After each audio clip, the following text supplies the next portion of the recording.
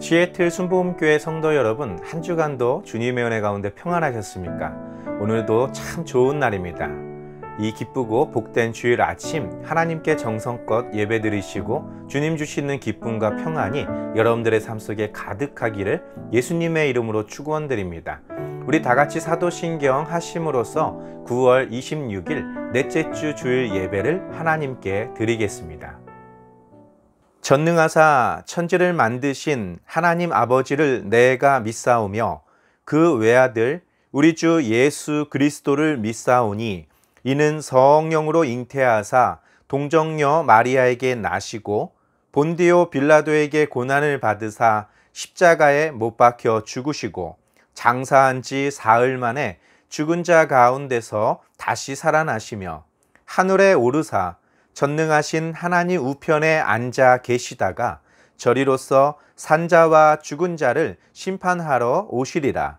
성령을 믿사오며 거룩한 공예와 성도가 서로 교통하는 것과 죄를 사하여 주시는 것과 몸이 다시 사는 것과 영원히 사는 것을 믿사옵나이다.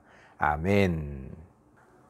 오늘 은혜 받으실 하나님의 말씀은 요한복음 21장 15절에서 17절 말씀입니다.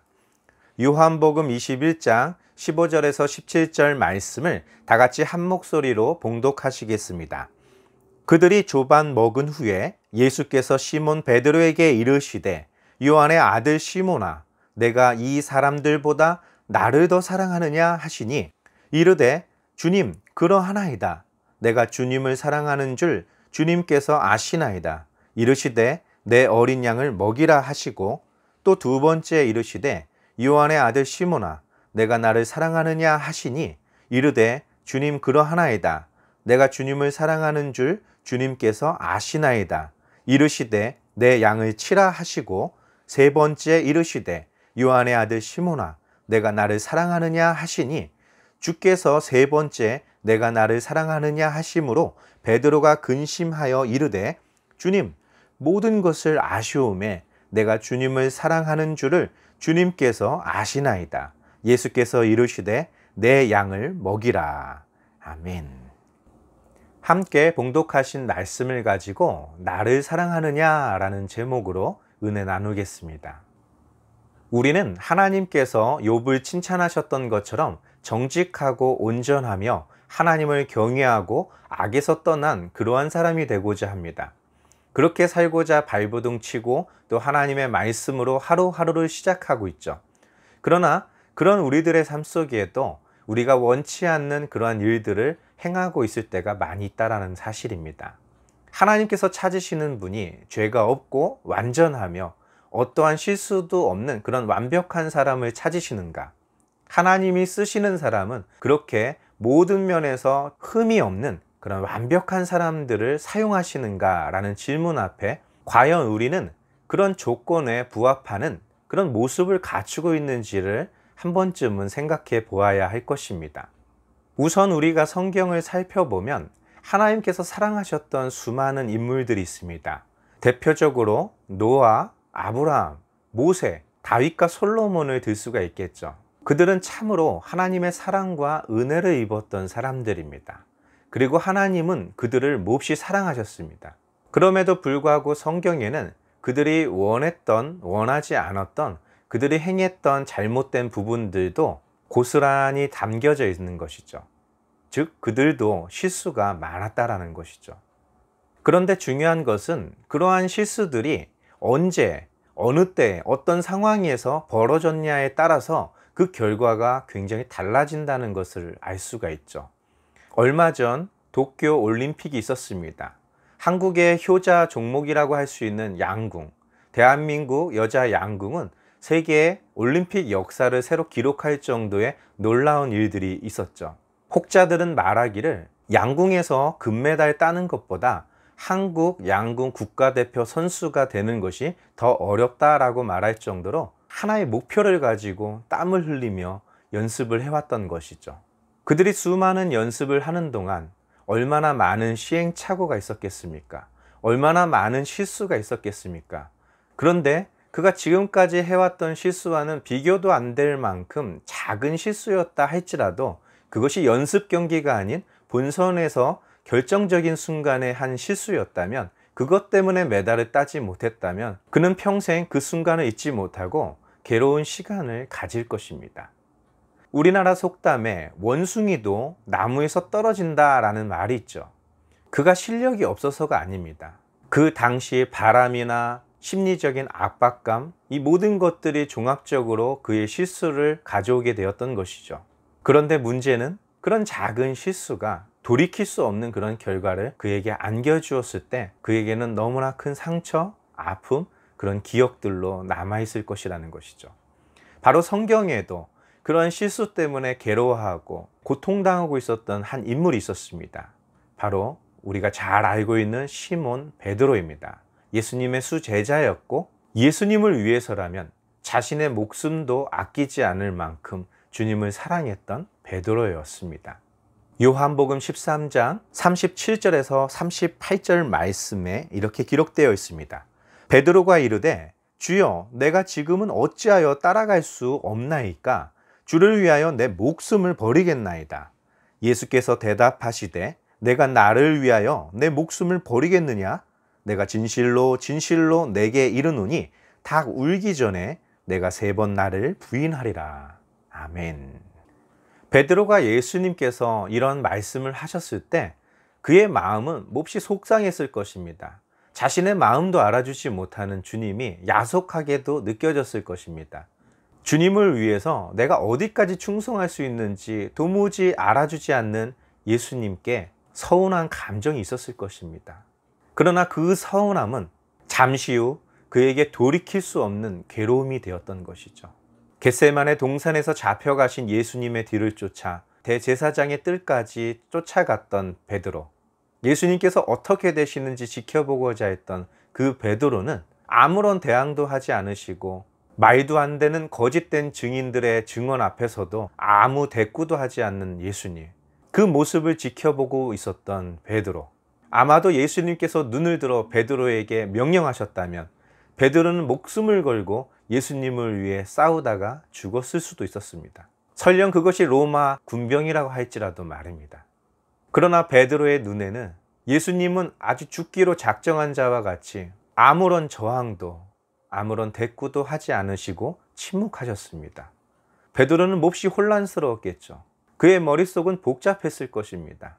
그러고 있을 때 그 집안의 여종이 베드로를 알아보고 너도 저 예수와 한패가 아니냐라고 물었을 때 나는 도무지 네가 하는 말이 무슨 말인지 알지 못한다. 사람 잘못 보았다라고 부인하고 그 자리를 떠나는 것이죠. 그렇게 거듭해서 예수님을 3번이나 모른다고 부인하고 마지막에는 심지어 저주까지 했었습니다. 그리고 예수님의 말씀처럼 닭이 울었던 것이죠.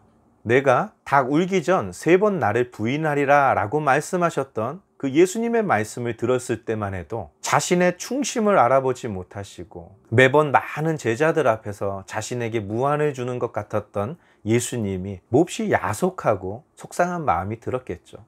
그런데 예수님의 말씀처럼 되었던 것입니다. 목숨까지 바치겠다고 장담했던 베드로의 마음은 온데간데 없었습니다.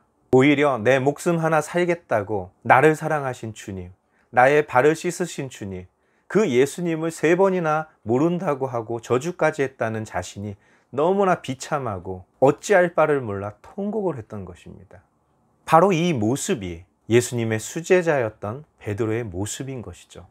사실 베드로의 이러한 모습이 가룟 유다보다 결코 죄가 적다고 할 수 없다는 것입니다. 가룟 유다의 죄악이나 이 베드로의 죄악이나 똑같이, 아니 심지어 베드로의 죄악이 더 크다고 할 수 있겠죠. 가룟 유다는 예수님을 넘겨준 것 외에는 예수님에게 어떤 해도 끼치지 않았습니다. 어떤 욕도 하지 않았습니다. 그러나 베드로는 예수님을 저주까지 하고 있었죠. 그때 닭이 울었고 예수님과 베드로는 눈이 마주쳤습니다. 만일 저와 여러분들에게 객관적인 재판을 하라고 한다면 가룟 유다와 베드로, 누구의 죄가 더 크다고 할 수 있습니까? 그런데 하나님께서 오늘 본문에 나와 있는 말씀처럼 베드로에게는 기회를 주셨는데 가룟 유다에게는 어떤 기회도 허락되지 않았다라는 것이죠. 왜 그러셨을까? 바로 이것이 우리가 성경을 통해 깨달아야 되는 관점의 차이입니다. 악을 기준으로 본다면 가룟 유다나 베드로나 똑같다고 할 수 있습니다. 그러나 하나님께서는 그의 실수에 관심이 없으십니다.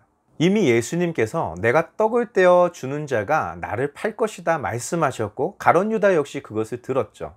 마찬가지로 예수님께서 베드로에게 너는 닭 울기 전에 3번 나를 부인할 것이다 말씀하셨고 베드로도 들었습니다.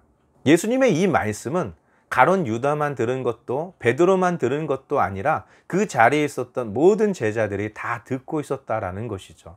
이미 알고 계셨습니다. 예수님께서는 그들이 아주 중요한 시점에, 아주 결정적인 시점에 실수를 저지르고 돌이킬 수 없는 그 부끄러움 때문에 넘어져 있을 것을 알고 계셨던 것이죠. 그러면 하나님이 보시고자 하는 것, 하나님의 관점에서 중요하게 생각하시는 것은 무엇일까요? 그것은 바로 그 사람의 중심을 보신다는 것이죠. 요한복음 13장 2절 말씀에 이렇게 기록되어 있습니다. 마귀가 벌써 시몬의 아들 가룟 유다의 마음에 예수를 팔려는 생각을 넣었더라. 아멘. 바로 가룟 유다의 마음속에 사탄이 예수님을 팔아넘기려는 생각을 집어넣었다라는 것이죠. 그렇다면 유다의 실수, 즉 유다가 저지른 죄악의 원인이 사단에게 있는 것이 아닙니까? 이렇게 말할 수도 있겠죠. 그 말도 맞습니다. 그런데 더 중요한 것은 유다가 그 사단의 생각을 쫓아 행했다라는 것이죠. 그 앞절 1절 말씀에 예수님께서 그 제자들을 사랑하시되 끝까지 사랑하셨다라는 말이 있습니다. 그 끝까지 사랑하신 대상에서 이 가룟 유다는 빠져 있었을까요? 예수님께서 세족식을 하셨던 사건, 제자들의 발을 씻기셨던 사건이 있었습니다. 그 사건 때 가룟 유다의 발을 씻기지 않으셨을까요? 그렇지 않습니다. 똑같이 사랑하셨고 똑같이 말씀하셨고 베드로에게 말씀하셨던 것처럼 똑같은 경고를 하셨던 것이죠. 문제가 있다면 가룟 유다는 예수님을 팔아넘기려는 그 사단의 생각을 쫓아 행동했다라는 것입니다. 예수님이 떡을 떼어서 유다에게 주시면서 내가 떡을 주는 자가 나를 팔아넘길 것이다 말씀했지만 그 자리에 있는 어느 누구도 저 가룟 유다가 예수님을 팔아넘긴다고? 이렇게 생각한 사람이 단 한 명도 없었다라는 것이죠. 그 중심을 보셨던 예수님께서 내가 하려는 것을 속히 행하라 라고 했을 때 유다가 밖으로 나갔죠. 그 모습을 지켜보면서 지금 저 유다가 예수님을 팔아넘기러 나가는구나 생각했던 제자는 아무도 없었다라는 것입니다. 유월절을 위해서, 어쩌면 가난한 자를 돕는 일을 위해서 가룟 유다에게 아주 특별한 임무를 지금 맡기셨구나 라고 생각했을 것입니다. 그만큼 가룟 유다는 시몬 베드로만큼이나 제자들 사이에서 신뢰가 두텁고 예수님을 위해 늘 헌신했던 제자였다라는 것이죠. 근데 그는 사탄을 쫓아 행했다라는 것입니다. 그런데 베드로에게서는 다른 것이 있었습니다. 그 모든 중심에는 예수님을 사랑하고 있었다라는 것이죠. 오늘 본문 말씀 요한복음 21장 15절에서 17절 말씀을 보겠습니다.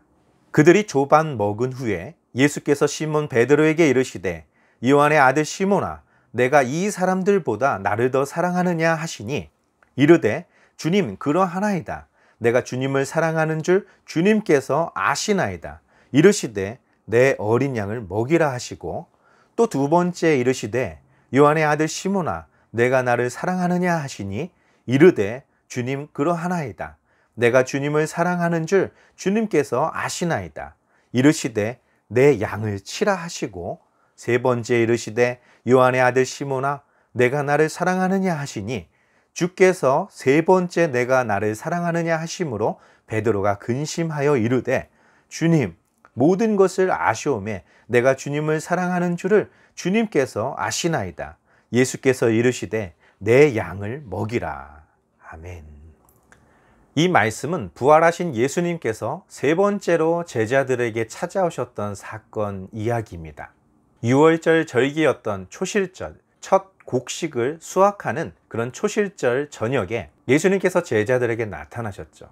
막달라 마리아에게 자신을 보이셨고 엠마오로 가던 두 제자에게 자신을 보이셨습니다.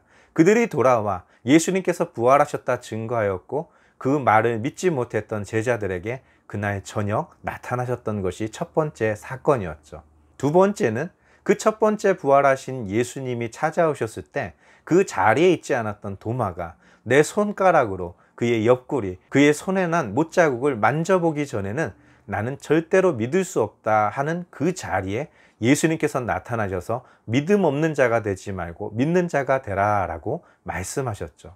그 이후 얼마 만에 시간이 경과됐는지 정확히 알 수는 없지만 어느 날 베드로가 나는 물고기 잡으러 가겠다라고 하면서 그 마가의 다락방을 떠나 갈릴리 해변으로 옮겨갔습니다. 그때 많은 제자들이 베드로를 쫓아 같이 물고기를 잡으러 떠났죠. 밤이 맞도록 그물을 던져 보았지만 역시 한 마리도 잡지 못했을 그 새벽 무렵에 예수님께서 배 오른편에 그물을 던지라 말씀하셨고 153마리나 되는 많은 물고기, 그물이 찢어질 정도로 많은 물고기를 잡고 그분이 바로 부활하신 예수님이라는 것을 알고 그들이 예수님께 모여들었죠. 이미 주님이 준비하신 조반, 그 생선과 떡을 제자들과 함께 나누시면서 하셨던 말씀입니다. 요한의 아들 시몬아, 내가 나를 사랑하느냐? 라는 질문이었죠. 예수님을 3번이나 모른다 부인했던 베드로에게 3번이나 물으셨던 사건. 어쩌면 그의 수치, 그가 평생을 간직할 수 있는 그 괴로운 실수의 순간들을 주님께서 해결하고자 씻어주시고자 하셨던 질문입니다. 그런데 17절에 보면 예수님께서 3번째 내가 나를 사랑하느냐 라고 물으셨던 것과 관련해서 베드로가 잠시 고민하는 장면이 나오죠. 어떤 사람들은 말하기를 그 순간 자신이 예수님을 3번이나 모른다고 부인했던 것이 떠올라 잠시 주저했던 것이라고도 말합니다. 물론 그럴 수도 있겠죠. 그런데 성경은 그보다 더 중요한 것을 우리에게 말하고 있습니다.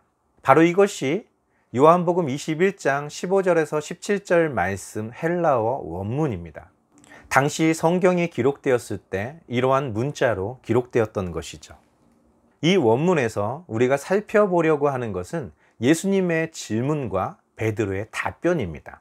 15절 말씀에 보면 아가파스라는 단어가 나오죠. 이것이 바로 아가페 사랑을 말하는 것입니다.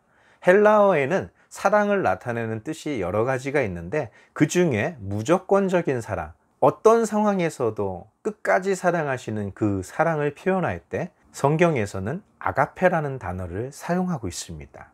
예수님께서 요한의 아들 시몬아, 내가 나를 사랑하느냐? 라고 물으셨던 그 사랑은 바로 이 아가페, 너는 어떤 상황이 와도 어떤 순간에서도 너 나 사랑하니? 라는 질문이었죠. 그런데 우리는 다 알고 있지 않습니까?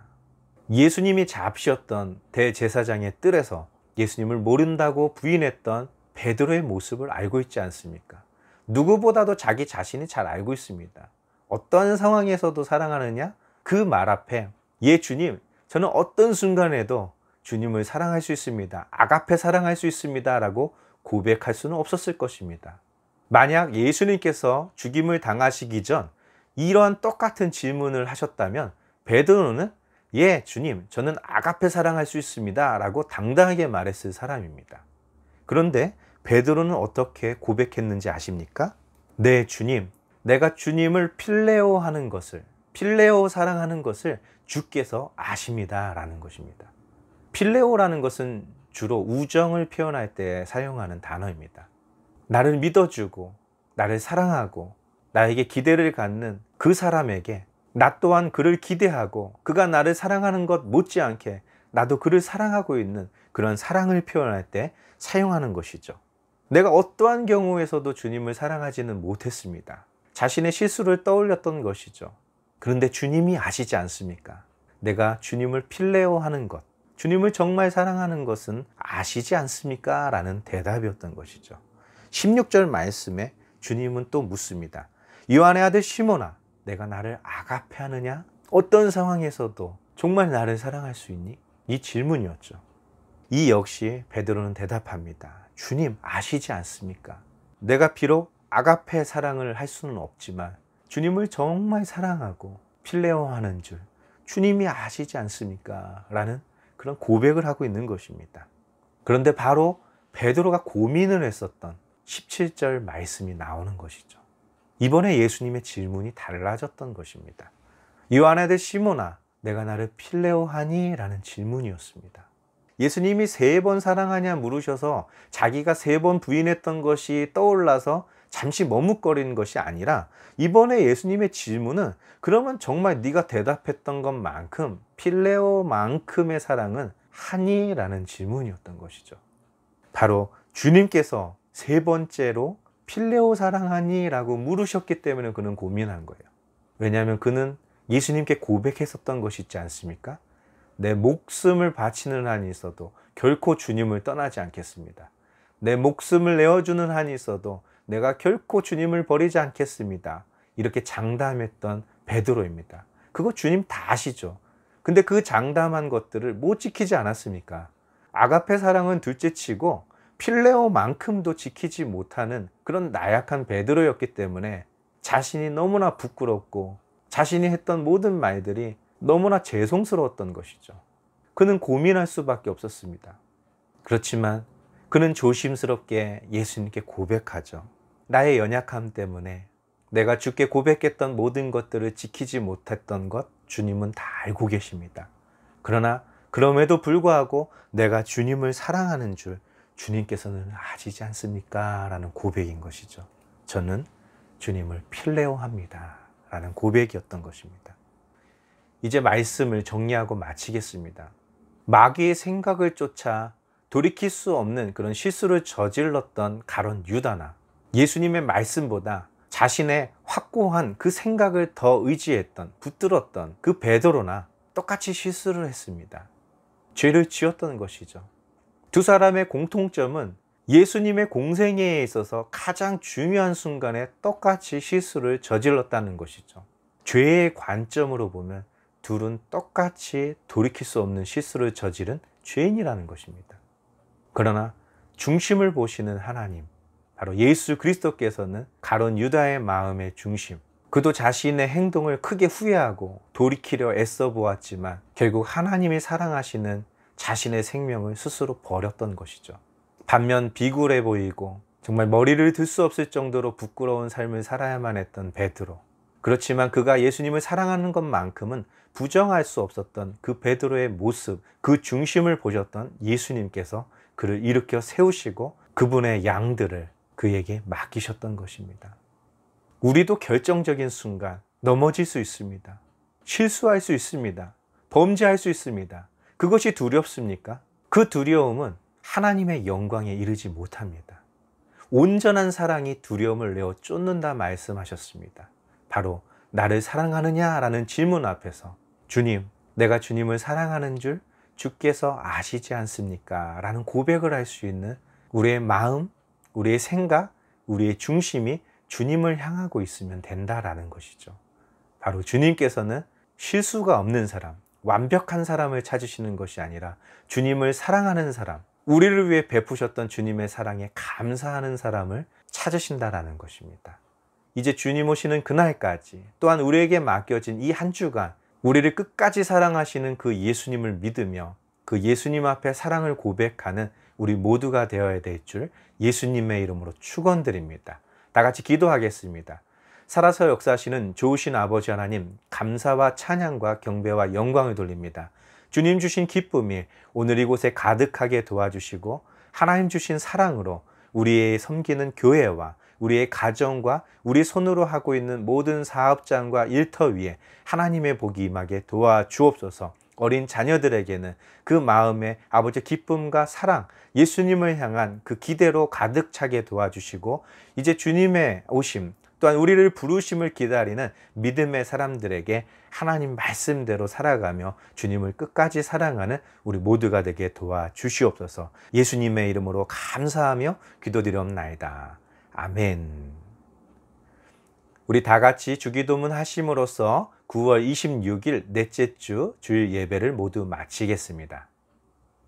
하늘에 계신 우리 아버지여, 이름이 거룩히 여김을 받으시오며 나라가 임하시오며 뜻이 하늘에서 이루어진 것 같이 땅에서도 이루어지리이다.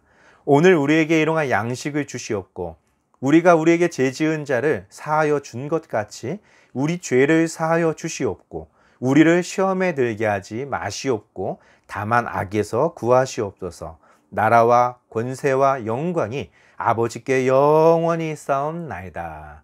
아멘. 우리는 어떤 순간에도 사탄에게 내 마음을 빼앗기지 않고 또 내 생각이 하나님의 말씀보다 앞서지 않는 것 굉장히 중요합니다. 주님 부르시는 그 순간까지, 우리 생명 다하는 그 순간까지 우리는 그러한 선한 싸움을 싸우며 달려가야 할 것입니다. 문제가 있다면 우리의 힘이 너무도 부족하다라는 것입니다. 이미 그 모든 것을 아시는 하나님께서는 우리에게 보혜사 성령님을 보내주시고 오늘도 말할 수 없는 탄식으로 우리를 위해서 친히 간구하십니다. 보좌 우편에 계신 예수님께서도 우리를 위해서 날마다 중보하고 계십니다. 일어나십시오. 때론 넘어질 수 있습니다. 실수할 수 있습니다. 결정적인 실수를 할 수도 있습니다. 모든 것이 끝장난 것처럼 실수할 수도 있습니다. 그러나 아직 하나님의 시간은 끝나지 않았습니다. 아직 하나님의 때는 끝나지 않았다는 것이죠. 그 예수 그리스도의 이름으로 일어나 걸으시는 저와 여러분 되시기를 예수님의 이름으로 축원드립니다. 한 주간도 주님의 은혜 가운데 평안하시고 또 다음 주에 함께 모여 주님께 예배드리겠습니다. 다음 주 주일은 성찬 주일입니다. 우리 대속의 은혜에 감사하는 마음으로 함께 모여 예배드리겠습니다. 할렐루야.